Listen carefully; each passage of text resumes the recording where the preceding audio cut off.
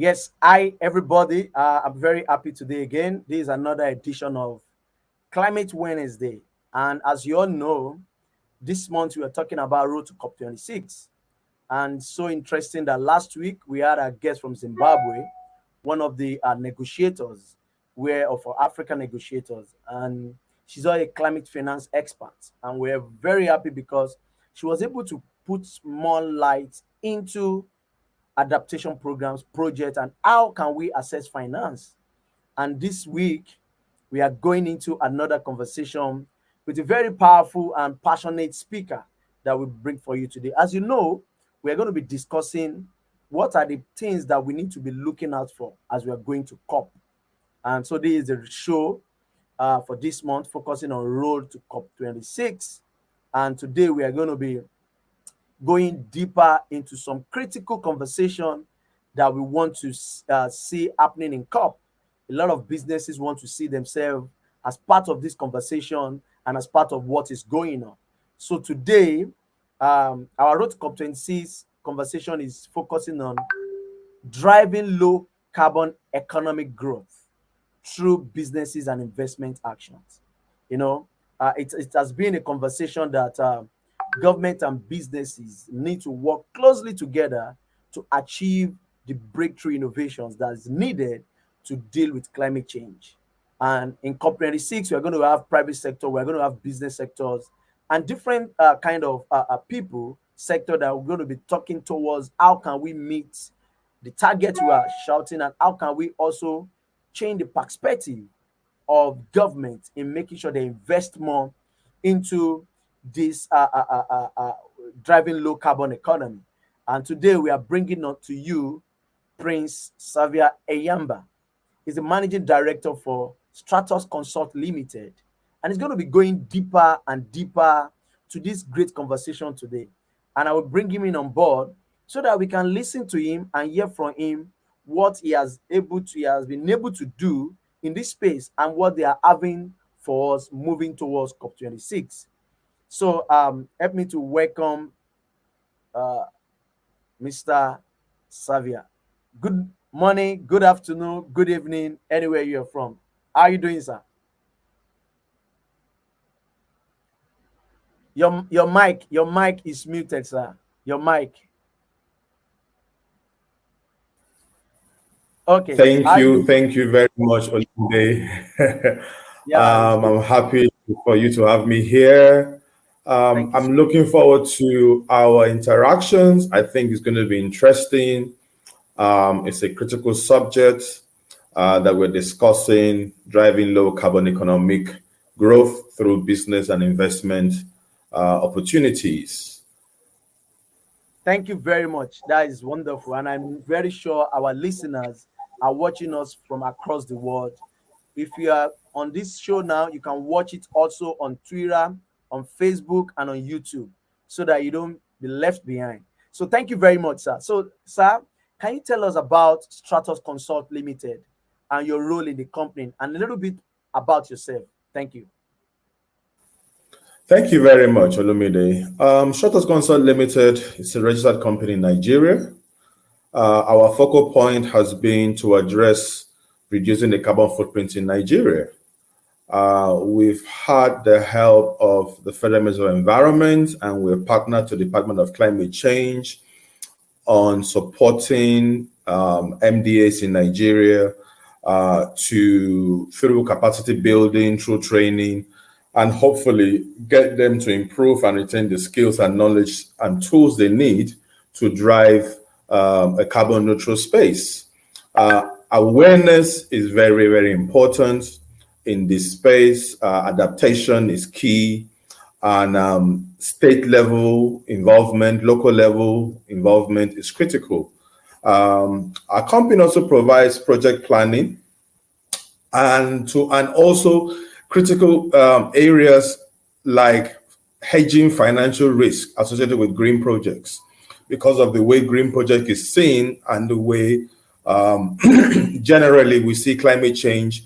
There are a number of areas that we try to provide advice and also help government and support government in coming up with innovative technologies that we can use to address climate change. Me personally, I'm the managing director of Stratus Consult Limited. I've had 25 years of experience in businesses. Relocating to Nigeria to address climate change and support environmental issues was one thing that I have passion for, and we've been here in this space, and we've met in several occasions through virtual meetings addressing same issues on climate change. What is climate change? These are the things that we are supporting government, the Ministry of Environment, and also a very important area, sector, which is the industry, trade, and investment. Obviously, when we talk about carbon, when we talk about low carbon, we have to think about industrial decarbonization. So we are rendering support in all these areas. Wow, thank you very much. My listeners, if you are just joining us on this call, you'll be able to understand that we are not just here for just a play or a joke. You can see the powerful profile of our guest today, and the collaboration he has been building for the past 20 years. And for somebody like him to come back home to see the need to change the narrative of how our environment looks like. And like he said, we've been engaging on a lot of online platform, and I'm very sure I'm going to see him very soon. So it's very, very interesting that we are having him today, and it's going to be going straight into this critical conversation because everybody is looking forward to what are we taking to COP. As a country, as an Africa, and as a people, we need to start looking at what are those things that we need to be talking about when we get to COP. So thank you very much, sir. What actions do you advise companies, businesses to adopt to reduce their carbon footprint? A lot of people have been talking about this, and a lot of people have been finding it very hard to actually dance to this tune and even to influence the government to make sure that they look at their carbon footprint. So, what action do you advise companies or businesses to adopt to reduce their carbon footprint? Thank you, sir.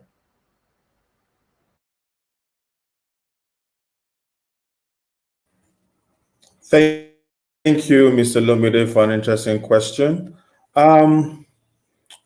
We have to look at businesses and companies. I would like to use our region to answer this question because they are global. This is a global movement. It's a global initiative, but we also have to look at our own regional issues. This is important. And first thing companies and businesses have to understand, first of all, is what is climate change? What is carbon reduction? What are the environmental benefits for companies and businesses to adopt in order to reduce their carbon footprint? I think once we understand this, then we can move to the next step in implementing things. For example, now, we have the industrial area, we have the industrial sector, you have the waste sector, you have the transportation sector, you have the industrial sector. Figures. Industrial sector accounts for 21% of carbon emission. Transportation is 14%. The waste is about 3%. You also have agriculture, forestry, and other land use, which is about 24%. Then you have buildings. How do businesses adopt? We need to understand the importance of going green. For example, let's use the housing industry, for example. Now we have the challenge of power, where we have to run our gens, and the gens are emitting. Now, most times when people on their gen, they reduce appliances in the house. Automatically, you see them go off one item that they think they can do without. But when we're on power, we intend to put everything on. Now, we need to understand what is energy efficiency and what is energy savings. At the same time, I feel we have to encourage businesses to understand their own environmental responsibilities. Basic things like tree planting has been looked at, where tree planting is to capture carbon. I think we'll discuss more on that later. But businesses have to are looking at innovations. They have to look at innovation technologies that are out there that can help them reduce their own carbon footprint. They also have to look at their own environmental social responsibility to the community. Basic things like waste, for example. How are you disposing your waste? What are the things that you use to dispose your waste? Buildings, where you're staying, what happens around your community. So these are a number of things that businesses have to look into. Also, businesses can look at carbon, going green, going carbon neutral as a business, because it's also a business. So we have to understand what businesses and companies have to understand what is it for them if they adopt in order to reduce their carbon footprint. And these are all the things that we would probably discuss in depth later as we go along. Thank you.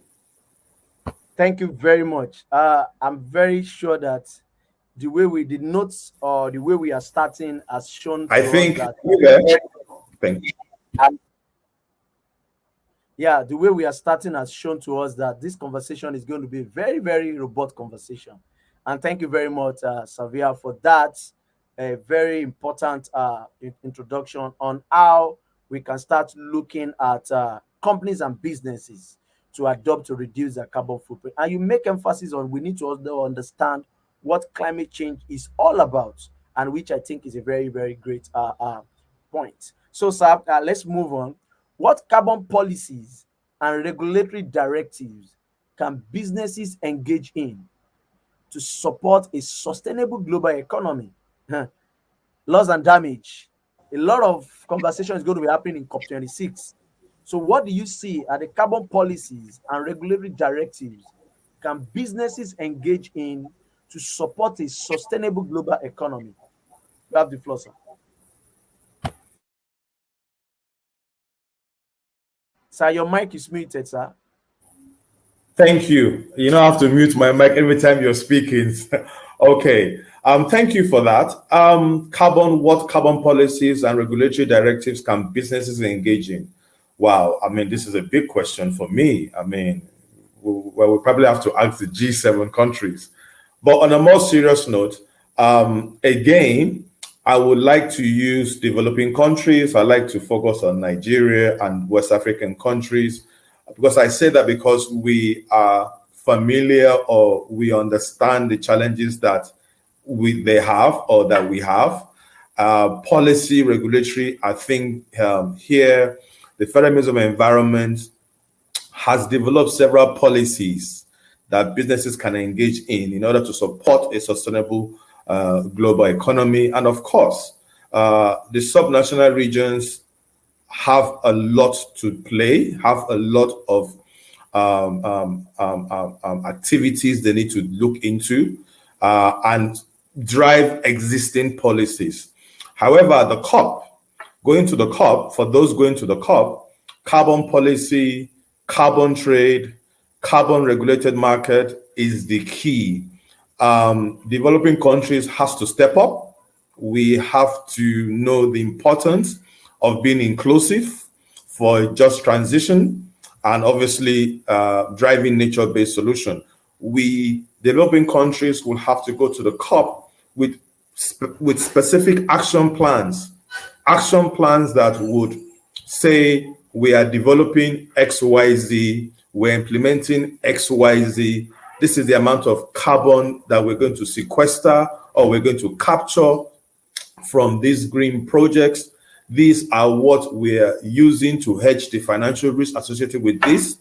And also, the National Assembly, the House of Representatives, the Senate, has a critical role to play in policies. Now, I think we've got a lot of policies, which is very good. I think now we have to move towards regulating. What do we want to regulate? We can't do it individually, or the ministries, departments, and agencies must work as a unit and see the Ministry of Environment as the focal point, because they are the focal point on carbon registration. And you asked me a question earlier about how companies and businesses can move towards and adopt. The invisible environment has processes where you can gather information, and I think that the involvement of the National Assembly, those Chairman Committee on Environment, on Climate Change, would need to work closely with the Ministry of Environment and push forward our agenda, where we're going to, what is our agenda by 2030, and we must present this to be inclusive, to be added. And one critical policy that I've been advocating for is carbon regulated market, because carbon should be an incentive for us. We should not, if we have carbon regulated market, then we're not seeking out grants. We're not presenting ourselves like a charity case. We're presenting ourselves as a business whereby we're looking to develop green projects and with a carbon regulated market, we can sell our carbon at a particular price. Right now, we don't have policies or regulations on that, and we are operating as a voluntary carbon space or market, which I think there's a lot we can achieve. There's a lot we can do there, and it's a lot that needs to be done. And I believe with our support as private sector organizations like yourself, we can hopefully achieve the goals and support the government in achieving their goals. Thank you. Wow. Thank you very much. Thank you very much for that powerful submission. And one thing I think I actually like about that submission was how you are, linking all your conversation to the government. And why I'm saying this is because as a policy makers, they also have that bigger role to play. And these are the kind of people we are pushing to make sure that they get things done in this little space that we are. And going to COP, not only Nigeria, some other countries that are also looking at tapping into this carbon footprint. How do they manage to influence, or how do they manage to carry their leaders along to make sure that they build a sustainable future for their country, for their environment, and where they actually are, and what kind of policies that they need to be looking at to drive more engagement. So thank you very much, sir. Moving on, what greenhouse gas emission reduction target are businesses set for themselves, and how do they track and report progress against their targets? I remember last month we talked a little bit about the ESG, on the issue of ESG, that's environment, social, and governance. And this question is coming to me like you are going to give us a robust feedback on what GHG emission reduction targets are businesses set for themselves. And we also talked last month about how can we be reporting our sustainability plan, or how do we report how we emit and stuff like that. So how do they track and report progress against their targets? You have the floor, sir. Mr. Lumile, thank you very much. You're making my head swell here with all the compliments you're giving me, but thank you very much.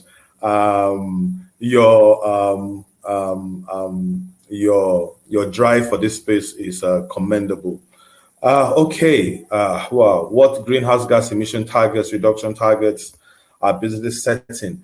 This is a very, very critical area, because the private sector has a huge responsibility in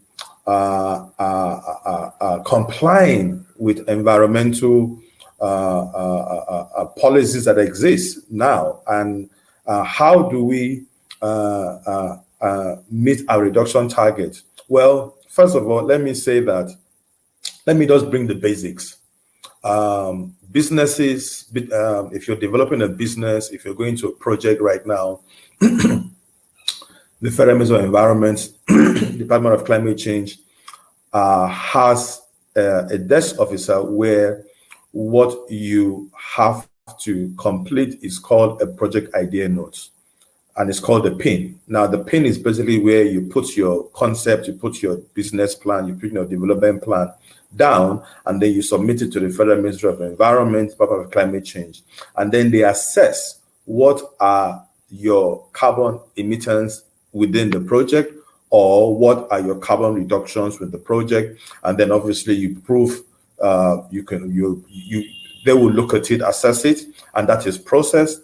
And then after that stage, you come up with what is called your document design. Your document design is then submitted to an accredited carbon consultant who would go through that, and then eventually we can calculate what carbon it is you're reducing, getting accreditation from VCF, for example, that's Verified Carbon Standard. These are the steps that businesses and companies need to take on moving forward in greenhouse gas emission reduction. However, what about presently? We have organizations like yours promoting tree planting for businesses. So if you're running a business and you're emitting carbon, you can plant trees.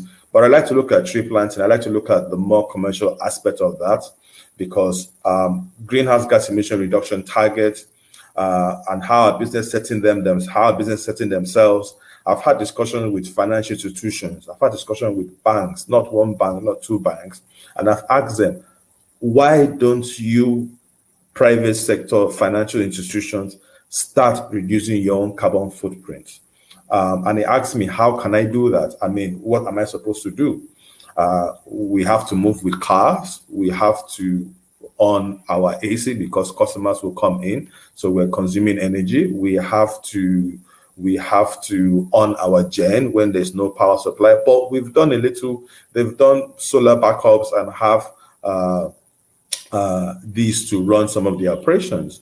And I think we have to here look at innovations, technology that is out there, which I believe at the COP26, there's going to be new innovations, there's going to be new technology that will help businesses reduce their carbon footprint, that will help businesses calculate what amount of carbon they are reducing per time, per month, per year. And also, this carbon emission reduction would be supported with financial incentives, because we're in Nigeria. This is Nigeria. This is Africa. You're not going to tell the ordinary man on the road or somebody who is driving his car not to drive his car because it's emitting carbon without an alternative means of transportation. So it's not just businesses alone. Government needs to work with the private sector in creating sustainable means of transportation. We have to look at how companies can use this tool, because individually you can actually reduce your carbon footprint as an individual. So companies and businesses, how do they set their targets? Would be having the enabling environment to be able to reduce your carbon footprint in the first place. And part of this processes to start doing that is first, register your business, register what you're doing with the PIN, with the Department of Climate Change, and then set out where you want to reduce your carbon footprint. There are technologies out there, again, like I said, which I'm sure will come back sometime soon and showcase these technologies that will help businesses and individuals set targets and reduce their carbon footprints. Thank you. Thank you very much. Thank you very much, Mr. Xavier. So it's so interesting that you make so powerful points on this issue of reporting, the issue of tracking, and which I think a lot of people on this call have been able to tap or learn one or two things as we move forward. So my point here is it's very important for us to start looking at that at the point of businesses, because like people always say that climate change is a business. Everything we have now is a business. We need to start making sure that we invest in the proper way and we report those investments in a proper way. Thank you very much for that, sir. I want to tell everybody watching us on this call, this is Climate Wednesday. It happens every Wednesday, and we're very happy today because we are having one of the powerful and great speaker that has been dishing out a lot of information on this key conversation we are having today. So thank you very much, sir. And you can watch us as you are talking now on YouTube, Facebook, and Twitter. We are live on Facebook 24 hours on this conversation. And we are going to be, getting your questions and we share it with our guests later on and come back to you. Thank you very much, Mr. Savi, for your time. And we're very happy that you give us your time today. Let's move on so that our viewers can be able to learn more today. How can the private sectors engage in action for a low carbon neutral with other stakeholders like the government? We all know that stakeholders are very powerful. They are the one that drives the economy. Without a partnership with the government, we cannot be able to push and drive more sustainable conversation. So, sir, to you, how can the private sector engage in actions for a low carbon neutral with other stakeholders like the government because they are a critical stakeholder? You have the floor, sir. Thank you, Lumide. Thank you for the compliments once again. I'm overwhelmed. First, I have said, as I said earlier, awareness within the private sector to understand its role to engage in low carbon and carbon neutral with other stakeholders like government. Awareness is necessary. Knowledge sharing among climate experts, innovators, knowledge sharing of technology across the private sector is important. And of course, government needs to work with the private sector and create the necessary enabling environment. And somebody once says, oh, enabling environment means land. No, enabling environment is a lot. Enabling environment covers policies, regulations, collaborations, promotions, adaptations, and the private sector takes the lead. We can't move to a low carbon neutral environment without the key stakeholders involved. Now, environment has done a lot in driving low carbon neutral awareness. They've done a lot in trying to promote this across subnational levels. Now, there is a big gap that needs to be addressed here, and that gap involves private sectors themselves looking and beginning to know that the transition is coming, nature-based solution is there. How do we address this? How do we get government to support us? These are all the things that we have to look at, and engaging the government at subnational level is critical because the federal government cannot do it by themselves. If you go to a lot of states, and let's be frank, if you go to a lot of states, but at township level, at local level, there is little that is being done to address climate change, to address carbon neutral, to address a low carbon. Now, a low carbon drive is also beneficial for us, as I stated earlier. We now look at the aspect of carbon trade and carbon credits. All this put together drives industrial development, drives economic growth. It creates new jobs. There are areas that the private sector, let's take for example the oil and gas company. Let's go specific now. The oil and gas company is flaring gas. Now, I think there's an environmental tax now. Now, private sector innovators are coming up with mechanisms to capture gas flaring. and turn that into raw material in either LPG. These are areas that the oil and gas companies could look into and minimize, reduce their carbon footprint, reduce greenhouse gas emitting or emissions, and turn those products turn those flaring into raw materials, because that is how we can progress. If you look at the industrial sector, the housing sector, we've been promoting plastics. You and I mean, we've been promoting plastic waste. What is the housing industry doing about plastic waste? Why am I bringing housing industry and plastic waste? Plastic waste can be used to produce interlocks. Plastic waste can be used to produce tiles. Plastic waste can be used to can support the industrial sector. It can produce bags. It can produce school bags. So there are several innovations that is out there that the private sector will engage in. There are technologies that are going to be launched on energy efficiency and greenhouse gas energy efficiency and energy savings, which also is supported to calculate carbon reduction. Now, once you have that technology out there, our hope is that the real estate industry in Nigeria, in Africa, and globally, because it's not an African thing, it's a global thing, where you build your house and you use particular thermal paints to paint the building. So if it's 30 degrees outside, within your building it's 17 degrees. So 17 degrees temperature, do I need to put on my AC? No, I don't need to put on my AC. Am I saving energy? Yes. What I'm saving by not putting on my AC, the next person, there's sufficient power to transmit to the other person, who ordinarily, if I had my AC on, would probably have low current or whatever it is they have in that space. Now we can look at several sectors.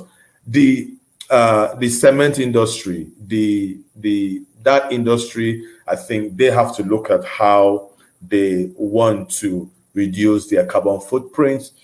Companies using coal to power their businesses, adapting alternative energy to do that as at a cost-effective manner. Because there was a post I saw one time where somebody posted, "Oh, let's stop Dangote from using coal and other." Yes, let's provide them with alternative. Let's provide them with regulations that if they come to this alternative use of power supply, they will get the necessary incentives and it would encourage them.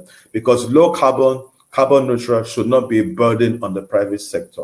It should be of benefit to the private sector because it helps our environment, it helps our health. And then now there's what you call carbon trade. I keep saying this because I want people to understand, when you reduce your carbon footprint, when you build projects to reduce your carbon footprint, you can get monies from that. You don't have to look for grants. We have to move away from charity and become a financial and engage the financial institutions to understand that let's drive this space. I mean, there's so much that we could share here, Lumide. Time is against us. So I will cut this topic of question, but this is an area that we're probably going to revisit sometime soon.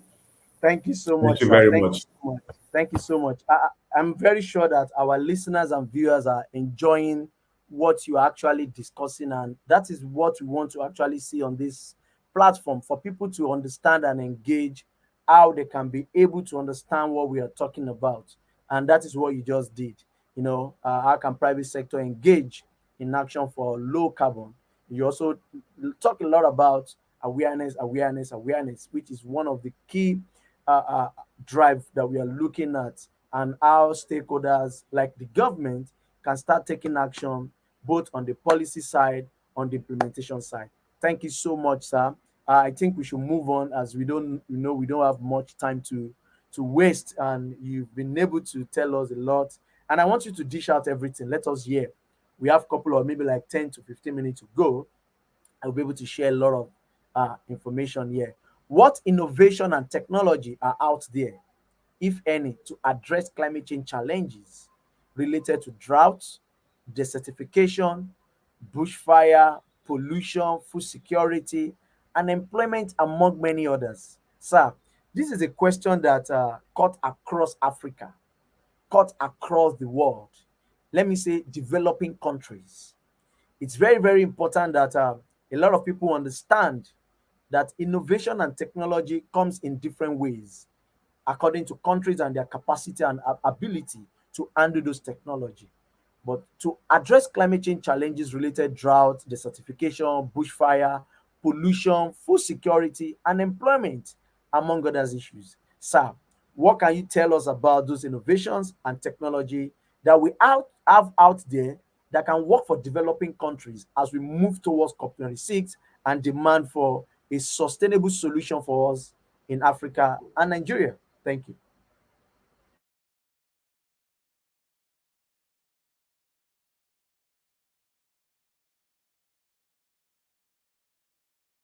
Are you there, sir? I think our guest is having a little bit of internet issue today.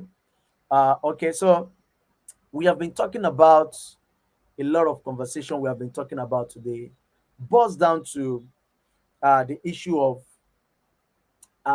driving local carbon economic growth through businesses and investment action.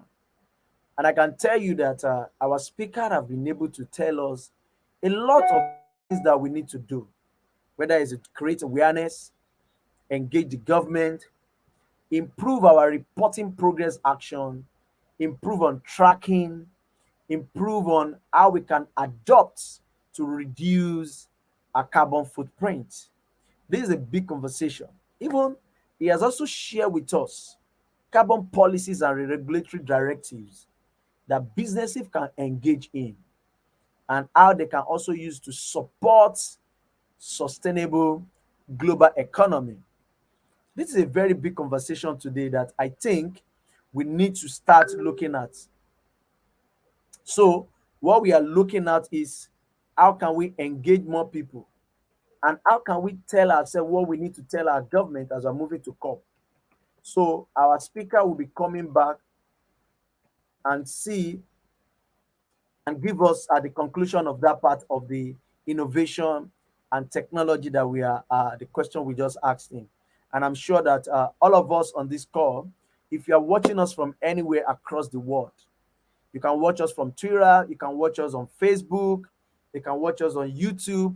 That is the platform that we are streaming live presently. And if you miss this conversation today, you can rewatch this conversation again because today is a day that we set aside every year on Wednesday to have this kind of conversation, to enlighten, to educate, and to encourage people to take action because climate action is one of the driving tool for us to engage more of our leaders. And we cannot go to COP26 without having this kind of conversation that will improve the people's mind and will improve their opportunity for what they need to say. Yeah, thank you very much, Mr. Savi. Sorry, the network might be very, very funny sometimes. So, sir, the question we asked was moving on to what innovation and technology are out there, if any, to address climate change challenges related to drought, desertification, bushfire, pollution, food security, and employment, among many issues. Sir, you have the floor. Thank you so much.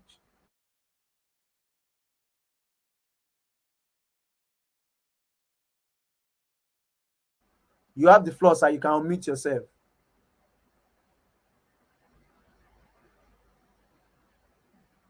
Hello, sir. You have the floor. You can unmute yourself. You have the floor. Thank you, Lomide. Very interesting question. And this is actually a very good one that we in the climate space are looking for. I'm on mute. I'm good. Can you hear me now? Can you hear me? Yes, I can hear you. You can move on, sir. You can move on. Thank you, Lomide. Can you hear me now? Okay. I'm not muted. I'm not muted. You can continue your conversation. We are getting you. I'm not muted. Yes, continue. You can talk, sir. You have the Can floor. you hear me? Yes, you have the floor, sir. Sorry, viewers. I think he's having a very technical issue on his back end, and I hope we're going to have him back very soon. Sorry for that break in transmission. Internet is very, very terrible, and we need to get him back. So, we're sorry. So, what we are talking about today again is Road to COP26 and beyond. And we have been having this conversation for the past. This is the second conversation on our edition of Road to COP26. So, please and please stay connected with us and have this conversation related to your environment, related to your government. What are you going to be doing as we are moving to COP26? What is going to be our focus conversation? What is going to be our idea? What is going to be what we need from our African leaders, the world leaders, the developing countries? These are the great conversation we need to start talking about, and we need to have ourselves to understand what we need to talk about for this conversation. Our speaker, our guest is back, and I'll bring him back on board now so that he can continue the conversation. Yeah, I'm very sure the internet. Sir, you have the floor. Actually, we can hear you very well. I think your internet Yes. is very, very bad. So you have the floor, sir. Fantastic. I think our internet generally is very bad. Okay. What innovations and technologies are out there, if any, to address climate change, addressing drought, desertification, pollution, food security? This, like I was trying to say before or earlier, was that this is a very, very interesting space. And we in the climate space, I'm sure we're looking forward to 2022. Obviously, the COVID lockdown had delayed a lot of technologies that were to launch. And so I'm looking forward to this 2022. I'm looking forward to what is going to come out from the COP and how we would go into adopting these innovations.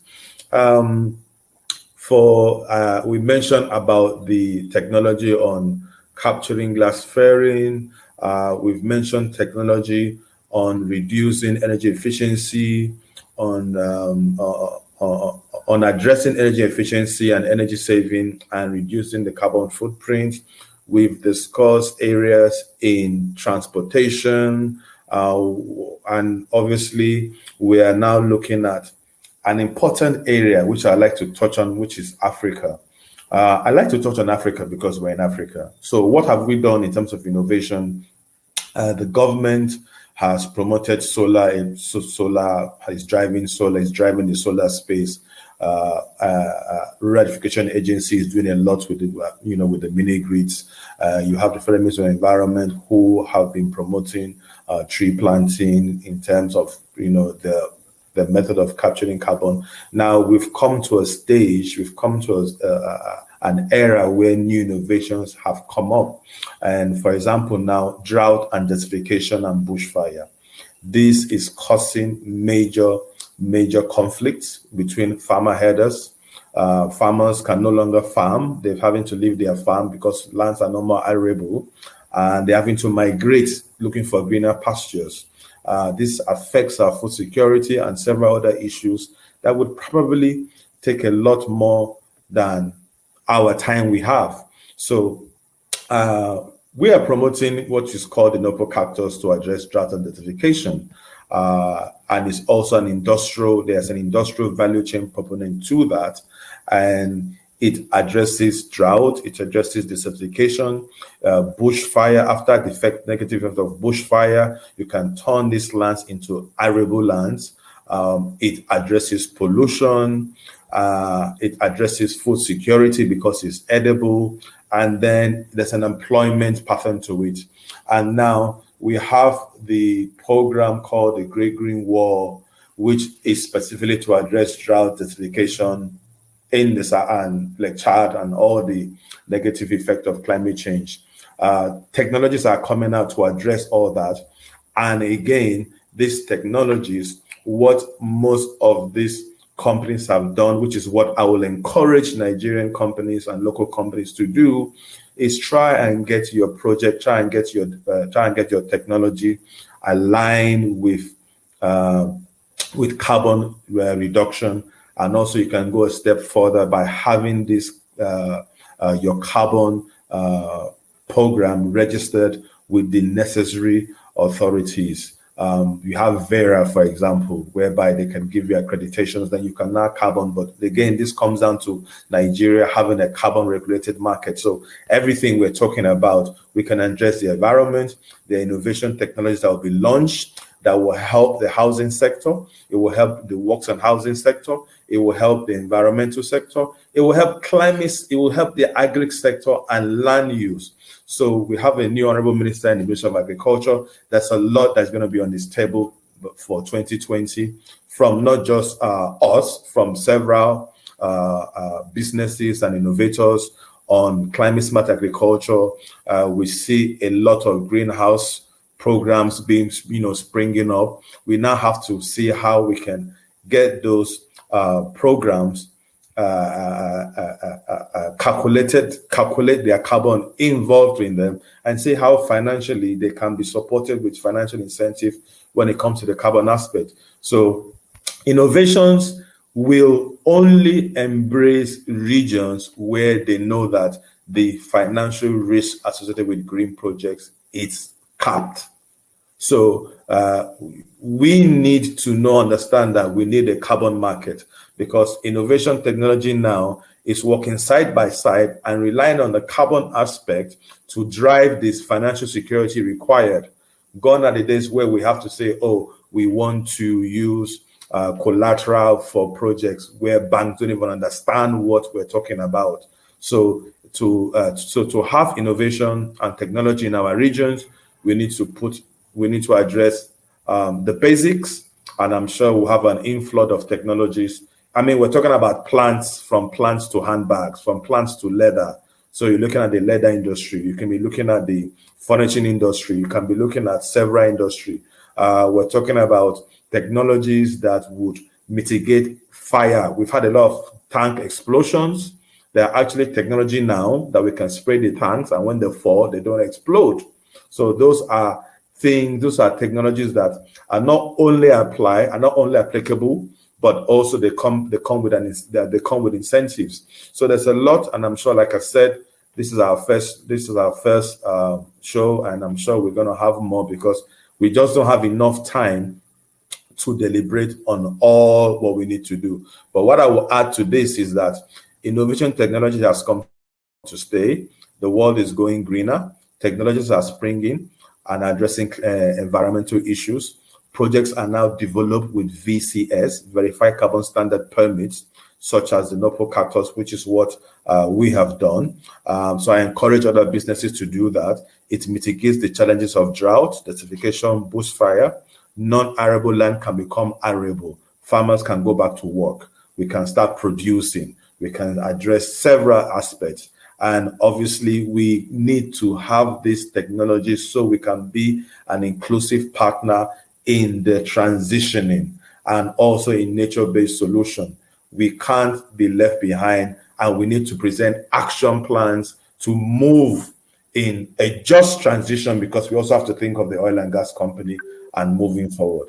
Thank you very much. I know our time is against us. Like I said, there's so much I could say here, but again, Yes. we have less. But I want to add one last thing, is that the financial institution have a big role to play.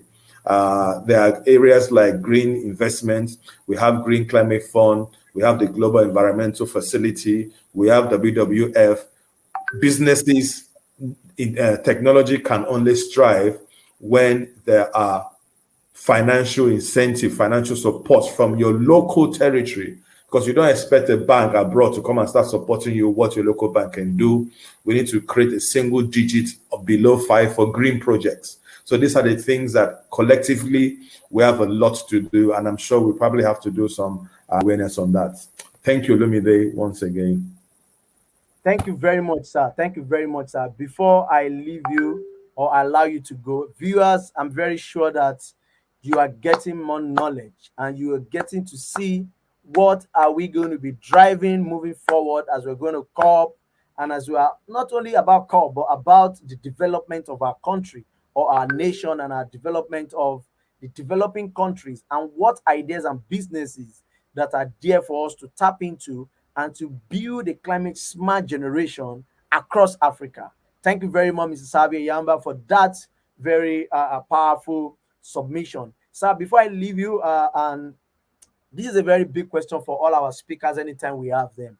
What do you think the government role should be, and start how can they start looking forward to a sustainable solution? Thank you very much. You have the floor, sir. Wow. I think, thank you once again. The question is bigger than me. Government. When we say government, it broadens to a very large space. So, for example, now, I think it was the day before yesterday, the Ministry of Works and Housing did hosted a World Habitat Day, and they showcased climate change, the need for climate change, and everything else. It was a good one.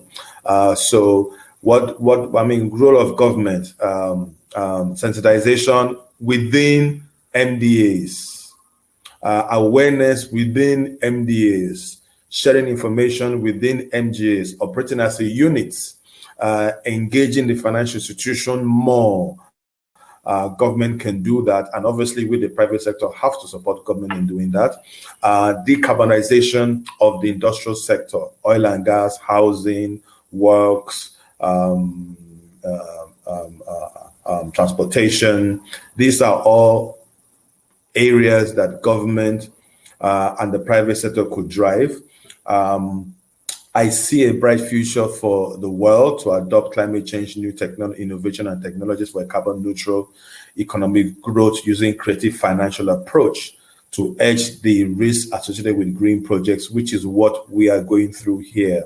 I will encourage developing countries. I will encourage the likes of the UK government. I will encourage the likes of the EU to support government in areas where they need to get support. And obviously, government should embrace adaptation. It's important. And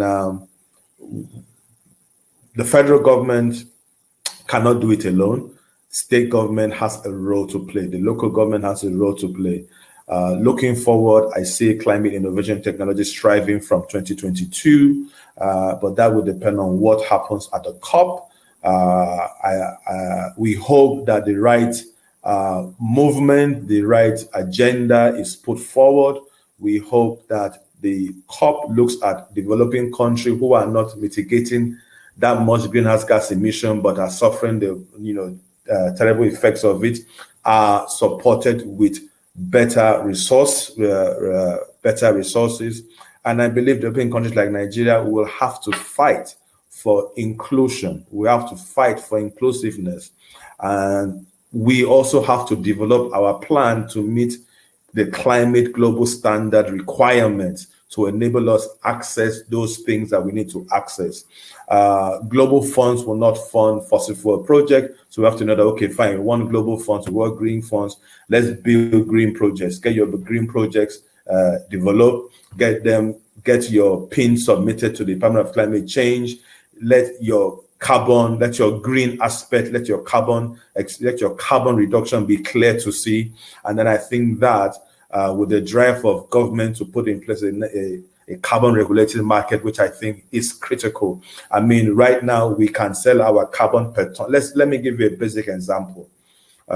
There's innovations. We have innovations that can generate 3,000 tons of carbon. How do you calculate that? Are we going to sell it for 1 naira or 50 naira? Or are we going to join the world and have a regulated market and sell it for $20? That's just it. So edge financial risk. And thank you so much. There's a lot we could say. I have more to say. Government will need to support carbon capture systems, emission limit caps, emission trade, market-based, energy efficiency, sequestration, offsets, greenhouse gas, carbon credits, sustainable green designs, national planning has a lot to play there. Rural development has a lot to, there's a lot for rural development, good opportunities, and a lot more. So, like I said, so much to say, little time to say. Thank you so much, Olumide. Thank you, Mr. Thank Climate. you. Thank you very much, Mr. Eyamba. That was very, very deep. And I'm very sure a lot of people on this call today will be able to learn one or two things. And we look forward for their questions so that we can share it with you for you to respond to them as time goes on. Thank you very much. And we really appreciate your time today for giving us your time. We've been chasing you for many times, but we finally Thank catch you today. that's a lie. Thank you for having me. Thank you so much. As we are moving towards COP, we hope to see a very sustainable ambition for African country, for developing country, so that we are not just going there to have conversation or to talk, but rather to have a conversation that leads to implementation, and we make Africa a better continent that we want to see for ourselves and for our upcoming and great grandchildren. Thank you so much and have a blessed evening. Before you go, sir, just in 30 seconds, what is going to be your message? Just a message to the world on the issue of carbon footprint in 30 Issue, seconds. issue of carbon footprint, we need a global carbon regulated market. When you and I know that if I use ABC, I will get $1, trust me, we will go carbon. We will go carbon neutral. Thank you very much. Thank you very much. That is very powerful.